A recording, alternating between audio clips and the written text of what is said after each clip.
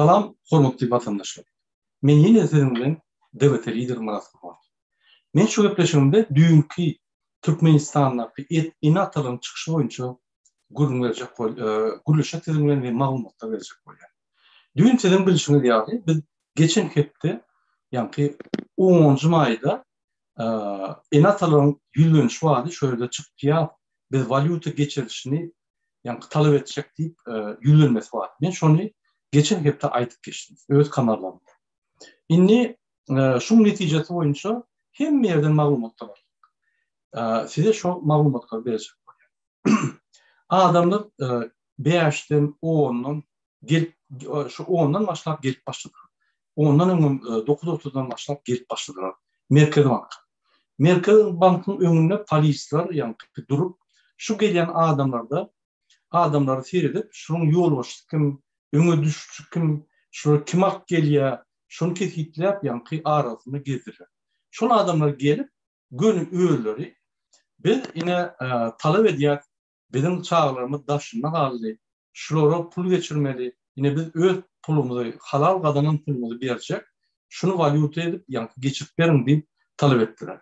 Şonu polis işgärleri şu halka ýüzlenip yani söýgmänem halka ýüzlenip düşündürüp salyhatly gayrat edin geneceler ine bizden geçirilen de bizim siz ýaly şu agyr ýagdaýda häzir ýagdaýlar kyn ine bağışlan şurada dursaň adam geçip bolanok durmasam adam pul ýok yani soň bankyň işgär çykyp şory düşündirýär. Häzir biz her etrafda şo yani valyuta geçirmegini studentlere çözjek. Şoň üstünde işläp dur, häzir mailnamalar düzden soň biz şonu yani gysga wagtda başlajak diýip şu ýaly aýtdylar. O diýmek toğuşan tüýdüğünü çalıp adamlar ýerine goýdy. Gelin adamlar düşünýär. Şurada belli geçmediler. Bizim edin yani çağrışımız yani bizim değerli inataların çağrışını men öz kanallarımda ayıp geçtim. Yine şunu 100%'dan 10% adam geçti. Yine 90% eşmedik adamların avtomatik barıp şöyle şunu haberdar oluyor. İnni şu yani yüzlönüş, şu hareketler duran o. Men hemme inatalara yüzlönýän, siz durma. Bular size ağırlak koyuyorlar. Bu teknika. Bu yani sıpaçılık, Türkmençilik teknikası. Sebebi ün söylenen olsanız Süleyman'ın maşgalatından şey ettiler. Yani sallatlar 20 sallat öldü Mardin vilayetinde. İnatalarından şey ettiler, ağlarını yumdurdular. Şey yani vakt çekip, vakt geçtikçe ağzına yuvuşursa küşüşe ve şu probleman yaratı çıkarıyor. Yine Levak tragediyasında da şeyle oldu. Adamlara bir topar yani vada verip, hava yine çözü otur, yine hayat çözür, yine bizim prezidentimiz, milli liderimiz çözür deyip, yani ağlar, adamları uğrottular. Yine bu uğrotmak stratejisiyle, uğrotmak teknikası. Yine şunun için durulmalı. Sebebi, size uğrotun öyle problem ayılanı. Sizin çağlarınız daş görüptü. Yani daşınla, Türkmenistan'ın daşınla. Günle közenler, günle ağaç, günle riske giriyorlar. Bunun ne dokumentleri düz. Bunun ne yani pulları var. Bunlar ne vaksinet biliyorlar. Bunlar ne epidemiyada üyelerine tilkümünü biliyorlar. Bunlar dokumentsiz gidenler bir nelegal yerde işlemeli oluyorlar. Buluşukta adam işlemeyen yerine, teknik bizapansız bozulyan yerine işlemeli olup veyran oluyorlar. Ya da başka yerlerde yani hiç kim işlerdi gelmedik yerlere şuları yani yartı vakat tölep işledip karadan bir dağıt bolsa da men habarım yok deyip köçerdim yalar. Öyle ayağına bir dağıt olaysa suda met koymuyor. Şunun için şular katılı riskte. Birinci dokument olunma riskte. İkinci pul yani almak riskinde. Üçüncü okulu taşlamak riskinde. Ya pul yok. Akşayıp töleplerini yok. Dördüncü şol pul kazanmak için başka yerlere gidip işleyenler onun neticesi var. Ne bulur üreten var. Bu gurgular yaşayanları var. Şu yerde yani guruluşukta her hili katastrofa düşüp yani bedbaxtlığa düşüp ülküde otuyorlar. Onun da şunun koronavirusa düşüp bunun ne pulları var, derman almana, ne yağdayları var. Yani yeki olunsan bozulmana şu ýaly kynçylyk görýärler. Şoň üçin eneler atalar siz näme çağlaryňyzy şo ýerde gidaçylyk urutmaň. Ýok. Siz näme öz çağanyňy aňyry uradyp, okudyp, bilim alyp Türkmenistana kömek edip ýanky Türkmenistany üstürmek üçin iýerdiňiz, başga zat üçin iýermediňiz. Sizin iýeriniz bilen siz düşman bolýan hökümete. Ya näçip şu meseleni çözmän sizi düşman hökmünde görýär. Şoň üçin bu politik aksiýa, bu hakyky dert aksiýa. Bu hakyky aşgaýat aksiýa. Onu özüňiz geçirin. Men size maslahat berýär. Günne gitmeli, durma. Her gün köpelip biri-biriniň aranızda ýaýradyp köpelip gitmeli. Ine şunu müňe barynça yani köpelmeseňiz mesele çöl. Şu meselede men size maslahat berýän durmak ýok, gitmeli, talap etmek. Ol konstitusiýanyň esasynda, ol näçip ýerine ýetirjek hökümetiň ýol başdy 10 milyonlap itin şeklini buraya, yani atın şeklini oraya 6 milyona, medalları yatıyor 6 milyona. Näçip size konvertasiýa edin? Bizde 100 000 sany student var. 100 000 sany studentim, yani daşynla koýan iň aňyr başy 100 000 sany. Şu 100 000 studentim, yani her aýda bir 200 dolar iýeren ýagdaýynda bir ýylda 2400 dolar böyle bolsa. Şol 2400 dolary hökümet näme bermelen o. Ol bir ulum möçbersiz ýa-ni pullar o hökümet üçin. Bir tane, iki tane, 5 tane abýegin durupsa şo bolýar, şoklar bolýar. Näçip eden okşam.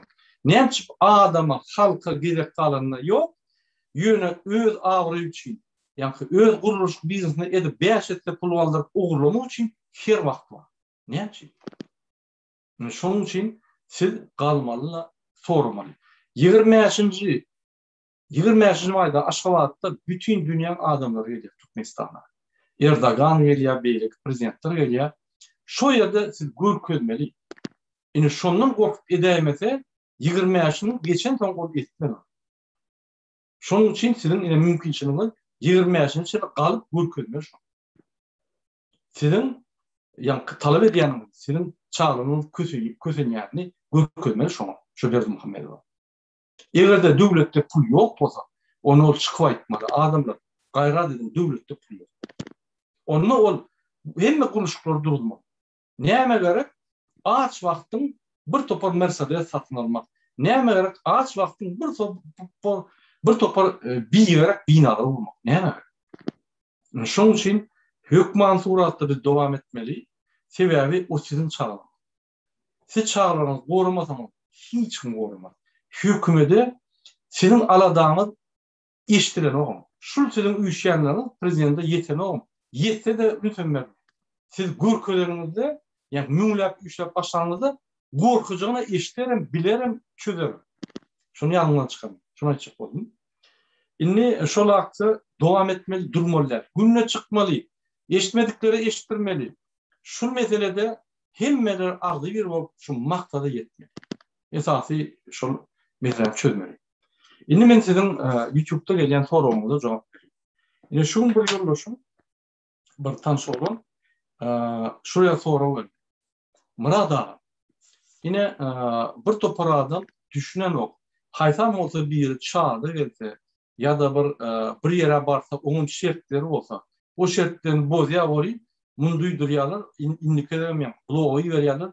Ay o ýerde diktatura var, hiç guruldan oklar diýip bular, ýa-ni aýda ters düşünýär. Ine şu adamlara men düşündüm. Haçan siz samolyotda menenizde onuň şertleri var. Haçan siz bildi alanynızda şo ýerde, ýa-ni bildiniň arkasynda şoň şertleri var. Diýmek siz şonu bildi alanynızda şo şertleri gaýly bolýar. Diýmek siz samolyotda menenizde çilim çekmeliler, bükmeliler, ılgamalylar, ýa-ni aýnany gapyny açmalylar, ýa-ni tualetde bir saatlap oturmalylar, bir topar şertler var. Siz edýäňiz şonu. Etmeseňiz sizi kabul eden oklar, ýa-da sizi düşürýärler, ýa sizi düşürüp ştraf edýärler. Ýene dogmy? Haçan siz kanun bolanňyzda.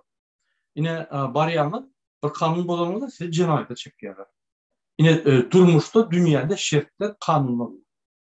Ine misal üçin Gраждан kodeksi. O ýerde kanunlar gражданın arasyndaky kanunlary ýa-ni näil aratmış bolmaly.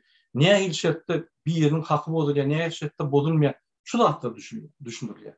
Cinayet kodeksinde kimde kim cinayet eden bolsa, ine şoň aýratynyklar düşünülýär. Şonuň üçin haçan siz biriň çadyna barın. Çat diýmek Telegram çat ýa WhatsApp birisi çağıran bolsa, ýa Zoom'a çağıran bolsa, ol size şertler goýmaly.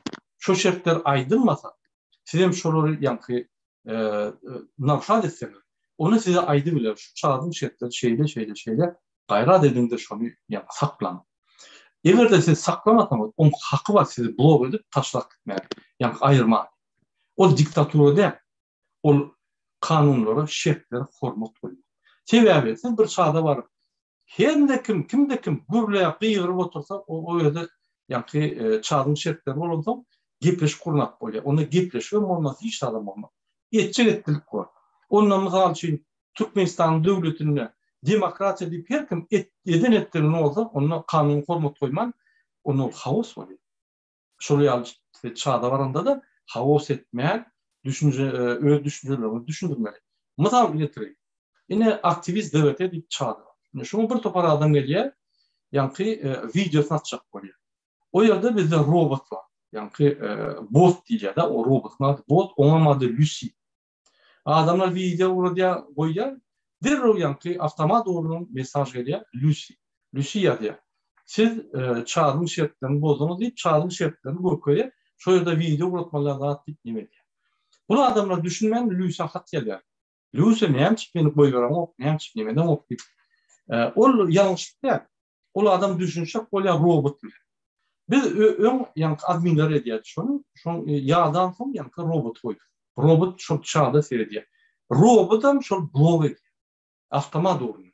Şunun için şertleri her 6 saattan çağdın şertini robot avtomatik ya da çağda mutlu şunu okumalı. Şertleri bozmalı. Sebebi kaçın siz şert bozsanız onu demek sizi yaplı ederler ya da duyduruşlarlar. Bu diktatura değil. Bu yani gepleşikleri kurmamak için adamların öz haklarını hormat koymak için ve adamın beylik adamın haklarına hormat koymak için şu şartlar koyuyor. Yani şunu yürüyte her çağın hut iyisi var. Şu şartlar koyuyor. Siz şu hututu çağına girenlerde şu şartlara siz yani kaybolmalı. Şu şartlara hormat koymalı. Eğer de şu şartlarda size söylülmek hata edilen olsa, yani sizin hakiki moral taydan kanunlarınız, haklarınız bozulyan olsa, onu siz yok diyebilirsiniz. Yani kaçanla siz çağıpta bir söylüyorsunuz ya bir rahat etseniz, o şart boyunca kadağın olsa, onu sizi durup yani ya duydururlar ya da blok ederler. Onu diktatura der. Onu kanunu, şartları hormat koymak diye. Sebebi yine siz Meçhi'de varınızda Meçhi'nin bir şertleri vardır.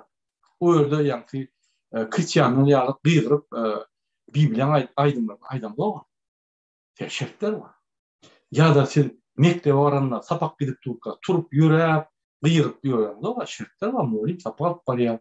Siz Mekke'de gelin meyakayana sizin inatanlar yani kol çekiyor. Şu şertleri kailip onu içki rasporyadık değil yani.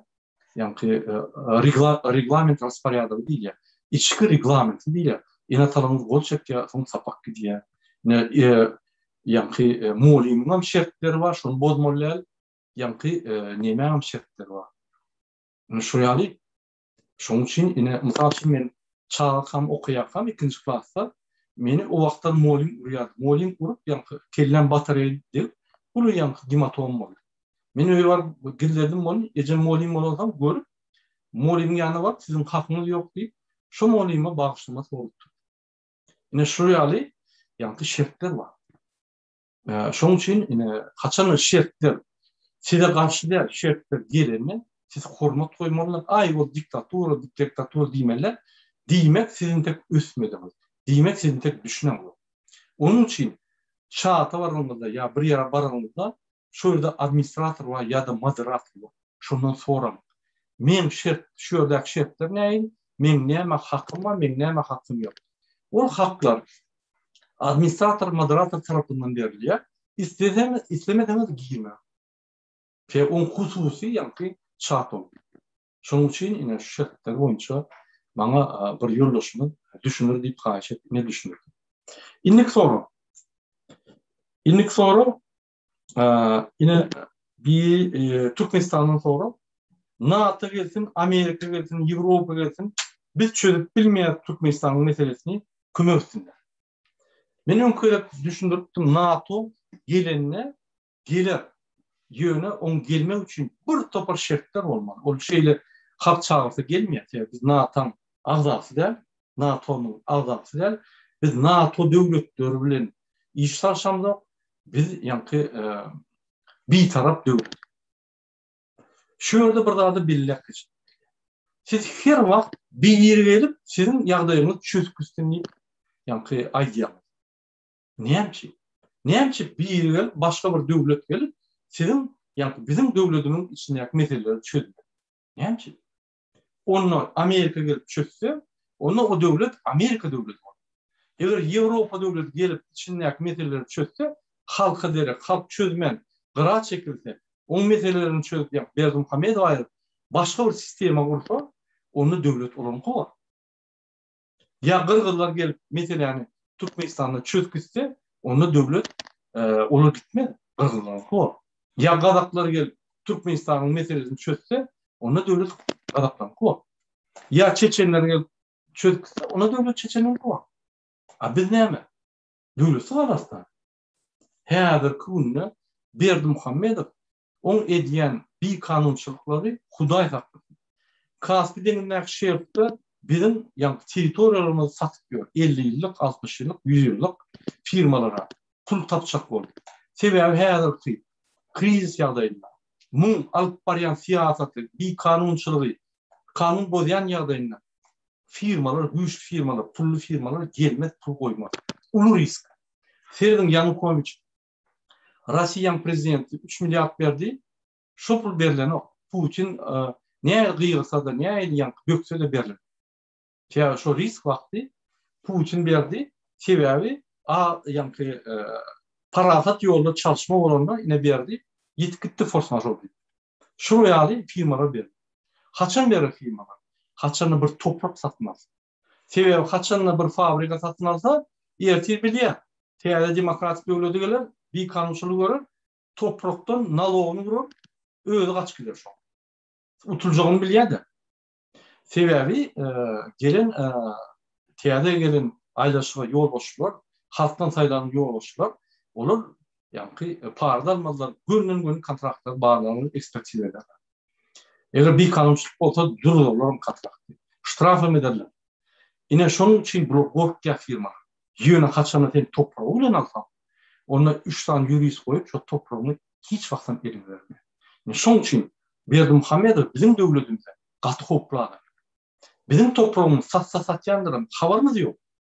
Tämun çekýän kontraktlar, edýän işler ne Türkmen halkyna atçyk berýär, ne Türkmen halkyna raport berýär. Ine men şunu etdim, şunu çekýän.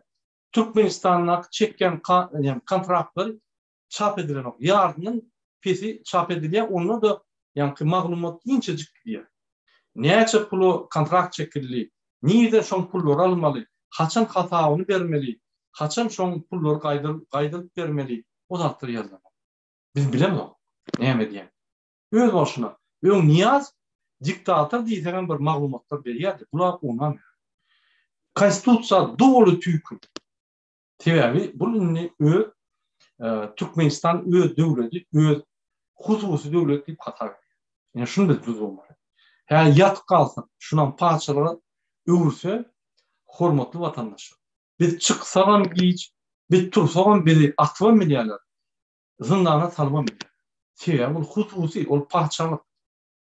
Bizim ýa-ni şertlerimiz ýok. Häzir demokratik konstitusiýa bolan o ýerde bizim haklarymyz bar.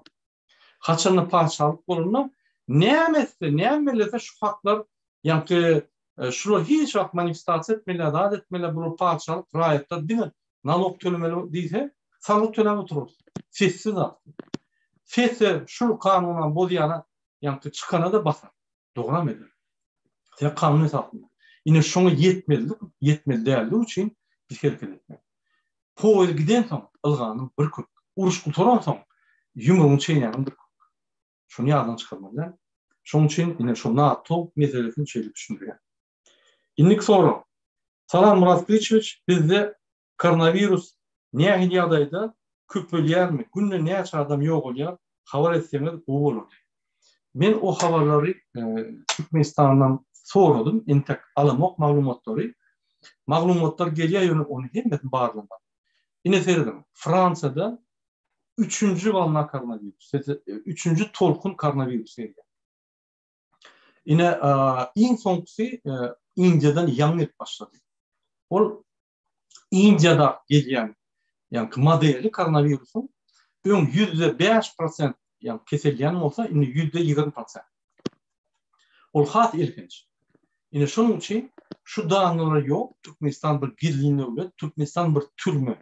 Şonuň içinde bolýan zatlar hemmesi gizli. Hemme bolýan zatlar gizli. Mysal üçin ine birinji gün hemmeler velosipedli işe gitmedi. Maşinler durdular. O bir topar adamy ýöne ýerden hasap etmen bir sagatda ýanky erkeç ýagdaýa sokdy. Sebäbi adamlar koronavirus döwründe awtobusy ýerip bir-birini basyşyp ýanky ýakyn distansiýany bolup ellep bir-birini gatyr ispe ýerdiler. Bu prezidentin onda sebäbi.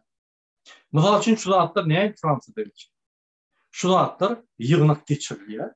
Ýanky hekimlikde adamlaryň ýanky adamlardan ýanky aktivistler çağırylýar, ýygnak geçirilýär. Bir karar edilýär. Olam 30 günden 40 günden aýdylýar. Hemme ýerde telewizionda, radioda, peçat, hemme ýerde adamlar şu güne taýýar bolýar. Şu güne ýanky doktora randewu almaýarlar, şu güne etjek Hudaý ýollaryny aýarlar. Bir topar zatlar öňünden ýanky aýrýarlar da şu güne taýýar goýarlar. Şu güne gelýär. Onunla da ýanky egerde şol 30-40 günde hiç kim şol suwda ber, şo karary ýykmadyk bolsa, onda şo karar büýjek. Egerde şo karar suwda ber, bir ýykan bolsa, karar aýrylýar. Şol karar çykaran adama jenaýat çekilýär. Yani şu ýaly ýanky ol etdigini edip prezident bolunma näme? Ol ýerine ýetirçi ýanky adam. On konstitusiýa esatyna gaty strogo jogapkärçilik we haklary bar. Şondan çykyp bilen o şoň içinde bolaýma. Ine şonu gürpne bolýar. Men şondan diýen bir kanun. Diňe kanunlar bolýar. Indi ýene meseleye gelelim. Ýanky koronavirus boýunça. Koronavirus tolkunlar gidip durdy Türkmenistanda. Ine sadakalar geçip durdy. Adamlar sadaka geçirmek üçin polisiýa pul berýärler, olu gözlerini ýumýar. Hemme ýanky sadakalar adam ýygnap koronavirus bolmadyk ýaly bolupdy. Koronavirus ba, ol güýçli. Onu hiç kim Türkmenistan prezidenti ya başka döwletin prezidenti saklap. Onun beterine Türkmenistan vaktsina edilmedi. Sanitarny uslovlar, yani sanitar şertler saklanılmadı. O diňe ösüp ýaýrap gyrjygyny gyrdy, indi täze forma geçip ýene gyrkyp otyr adam. Ine ýagdaýlar şey. Bizim maglumatlar boýunça şu koronavirusy ay tozan keseli, öýkün keseli, bagyr keseli bir topar zatlar aýdýar, ýöne başlanýy şu koronavirus. Ine şu ýarmak. Saamlar haçan alınmadı, ona baranda aýdarsam. Ine Batır Rozifeliýe halk bolmak gerekkel, boş-boşuna öňdenim halk aldanyp gelýär, inesilen goşun üstüne öz reýsini üçin her hili ýalana baş goşýar. To halkyna näse meselem ondan pidal. Biz halky gorkutmak üçin çykyş edenok, ya halky almak üçin. Kim almak bolýar? Bu dünýäde hiç kim almak bolýar. 2 gün üçin belli bolýar, ya bir aý alman belli bolýar. Ol halka anlamak ya bilini anlamak olur. Öňe güdüşlük ýanky tehnikasyny ulanmadyk. Öňde boljak zatlar bilmedik, bir akmak diýenedim. Şonuň üçin hiç kim halka anlamak, biz bolluk üçin maglumatlar berýär. İkinji, biz gorkudan. Häzir şu dünýäde bir-birinden gorkkan adam ýokdur. Türkmenistanyň gorkaklar diýenler ýok gorkukda. Olar ürküde otyrlar, gorkana bar. Olar gerek bolsa bıçaklaşıp durlar o çukta, gorkana o. Olar ýöne azdygylyk bolman soň ýekeri orta çyksa bir topar problema diňe şu üstüne düşünni bilýär. Orta çykan ýagdaýynda gatdyrlan hiç gorlamajany bilip çykan ol. Bolly. Ol gorkan ol. Hiç kim işlatdan gorkan ok tutmasa. O MHM häzir gün ýüzlerine basmaly. Polisiýa ýüzüne basmaly. Polisiýa eýem düşdi. Halky häzir gahrany eder 40 gidýär. MHM de düşdi. Halka gahrany getirse 40 gidýär. Türkmenistanyň prezidentinden düşdi. Halkyň gahrany getirse 40 gidýär. O şondan ýollar ýapýar, gorkujugyna. O şondan Aşgabaty ýapýar. O şondan mezheplikler geçirýär. Halk galyp başlasan häzir saklap bolmaz. O şondan vilayetler ýapýar. O gorkmasa ýaparmy? Arkyň gederdi. Vilayetden vilayete etçene de. Ýok, gorkýar. Ol dogruçyl ýüreg bilen o, kanun bilen o. Ukyplygy ýok düýgünme. Diň kanun bolmany bilen.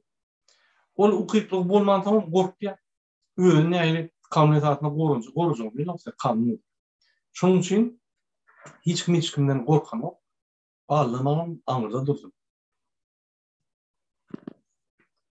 Ene insan ýitirim ýa, muradaga Narjan apa niýede jogap bereňde. Narjan apa öýüňde. Ol yaramady arada meňle habarlaşdy, men yaramok diýdi. Habarlaşyp dur. Problemi ýok, Narjan apa bilen siz oňa ýazyp bilersiňiz. Siz oňa habarlaşyp bilersiňiz. İsteseňiz nomerden tap bilersiňiz. Onun probleması yok. Gerek olsa taparsın. Bana Narjan tap. Aycan Kakabayeва. Onuk sistema nähili garaýan? Sizin pikiriniz. Onuk sistema näme düşünmedim. Şonuň üçin ýene bir kommentarda ýazyp berseňiz, şonu detallaryny näme diýýär. Bayram ýadyýar. Murad ağa, assalamu aleykum. Täze demokratik giňeşiň geljek maksatnamasy barada gysgaçyk aýdyp berseň. Beräýän. Sezdim. Her kim özü şu görüşüyor. Bizim halkımız köpten beri yine birleşin, siz birleştiniz, bizim birleştik. Yani dik geliyor. Yine halkımız burada düşünmek. Şu yukarıda birleşen adamlar, onun halk yani. Onu yine aşağıda ne yapıp top olur birleşen? Ne yapıp öz aradığında yani adı birlik tap bilen. Ne yapıp birleşen bir gruba. Her kim öz dünya karşı var. Şuraya yol boşluğu, yani topluluğun, liderler topluluğunun yol boşluğu, onun mu dünya karşı var? Onun halktan çıktı. Onun arasında yani düşürmedik var. Bir-birine yani görüp gel, bir-birine inanmaya, bir-birinden dine erettik karışıyor. Şuraya dağıtlar bulunsa birleşme kıynaşıyor.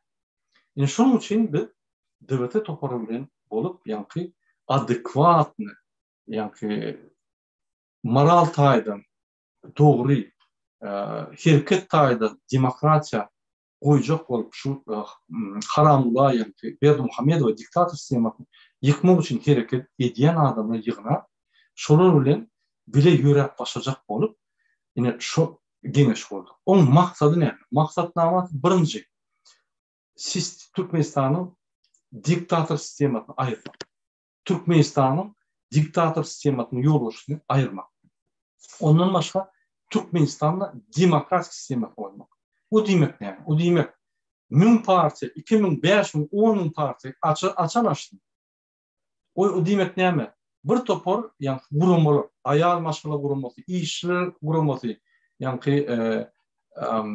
belki taksicilerin gurulması, ya yeni bir gurulması, yeni gurulması, yani nevitçilerin gurulması, buluşukçuların gurulması açtılar. Ne şu açan gurulmaları hükümet olumunda. Şul guruluşdaki ideýallygy üçin guruluş gurulmasynyň guruluşdaki işen adamyň behitden o. Taksicilerin gurulmasy taksicilerin behitden bolmaly. Nevitçilerin gurulmasy nevitçilerin behitden bolmaly. Ne şu ýaly şul gurulmalar, partiýalar, hereketler näçe köp bolsa, şonça demokratik güçlü bolýar. Demokratiýa diýmek kanunlary hormat etmek. Ýokarda prezident, aşağıda çoban. Hemmesi. Yine şu demokratiya demek, yine şu itaatı maksadı şu. Yine şu maksadı niye yerine getirmeli? Yine şu maksadın aşağına planlar nehil, meylnamalar nehil. Yine onun üstüne bir işlep dur. Benim de kurumçuluğu işini oturumda. Bu torundan onun metodu da verir. Nesip olsun. Yine acı yerden selamun aleyküm Murat. Siz Allah'ıma rahim ayıp variant pasport alıp variant pasport meselesini niye krediyemiz? Sizin şunu koşulayanız. O koşuluya men kavarıma. O hatlar tayarlarına geçti. Bizim öz yani предложениямızda öz masaladığımız verdik. Korrектировка ettik bizim tarafımızdan. Umumlaştırıp hat yazıp yine bizim koşulluk sebebi devleti resmi taydan kurulan idara hat yazanına yani resmi taydan yerde bizim cevap resmi taydan aliyat aliyat şunun için biz koşuyor şunu. Sebebi bu halkın bekliyor. Bizim esas maksadımız şu heriki devlete heriki halkın bekliyor işine. Başka dağılım bir işler yok sebebi başka dağılım var.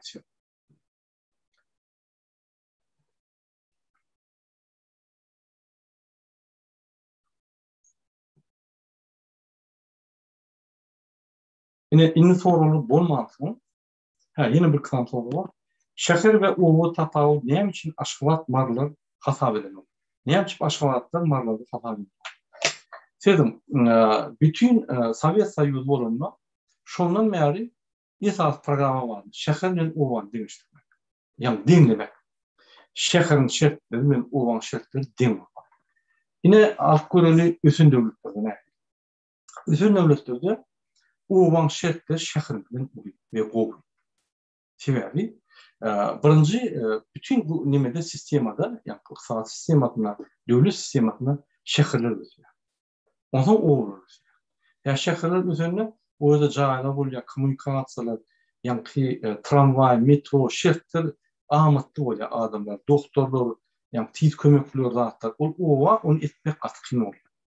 Ya orada ağır adam yaşayan ve çıktıcılar katı etmek oluyor. Ne şunun için birinci şehirler diye ondan olur. Yine mesela Çin Fransa'nın bölümü, ya Avrupa devleti. Şöyle uvan şirketleri şehirlerin ürün. O da ne?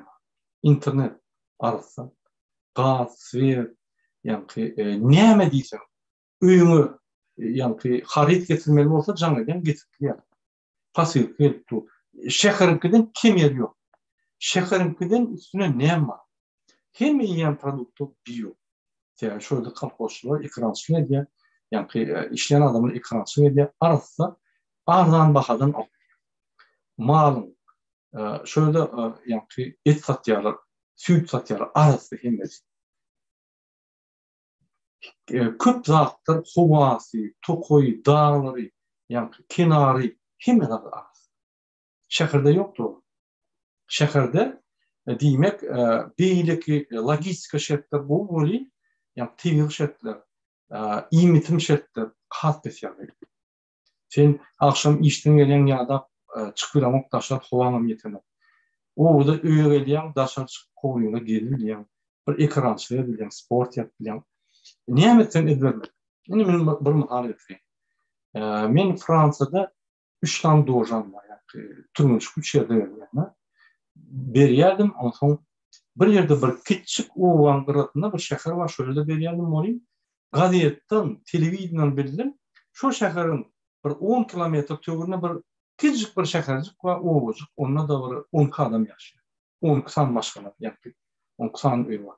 Şun bir öyünü Japonya'dan bir dayda yaşayan ekin olan 10 vedir dünyanın çempionatı olan Kendall. Yani Kılıç'ta. Qatı ağzım açtım. Bilmiyorum. Öyünü gidip yani tanıştım da şunu turnovka kılıp şunu bize öğretin gibi xahiş ettim. Gelip öğretti. O demek ne yani? Şol real yukarı derecede adamlar küçük oğurluğu yaşayan. Bizde oğurluğu kim yaşayan? Kim şehre çıkıp bilmedi? Kim yani hal maddiyadayı kalk pes olsa şol oğurluğu yaşayan. O nerede o düşünür? Oğudaki adamın hal maddiyadayı şehrinkiden kovulmak sebebi şondan geliyor da hemen hatta. Yani iyicek adamı hemen hatta yerden şondan geliyor. On hal yağday, maddi yağday şehrinkiden kovulmak. Yine şu ters yağday Türkmenistan'da var. Yine şunle men yani soruları başka olmasa men şunki efirimi tutayım. Sizin hemen de bizi iyirarlar, bizi dinler, bize komentar ediyorlar. Tanıyan kadın yani. Eğer de öz maslahatymyz bolsa, ýa pikirlerimiz bolsa, kyn görmän ýat. Biz elimizden gelenden size jogap berdik. Şunun bilen men öz fikrimi turýan. Şol orada aýyny hemme edýän alydalarymyz, hemme edýän arzuwlarymyz, dualarymyz kabul bolsun. Allahyjan, Hudaýjan kömek etsin, ýardam bersin. Sag bolun.